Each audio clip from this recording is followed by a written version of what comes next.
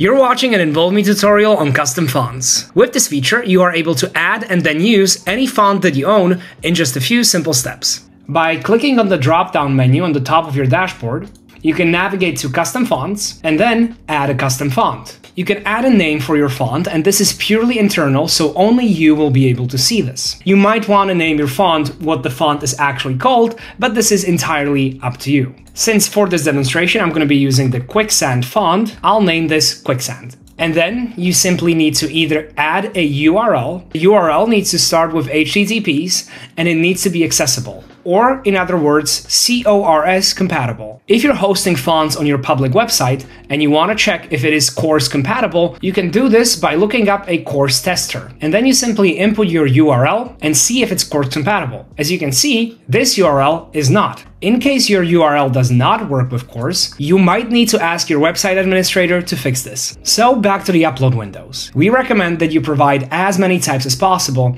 to ensure that the font is compatible across all browsers. So I've downloaded my font in the TTF format and uploaded it here in the TTF upload window. Once again, make sure you do this for as many formats as possible. And then just hit save. Once you've uploaded it, you can even see a font preview so you can see how your font looks like. As a side note, once you remove a font, it will not work anymore.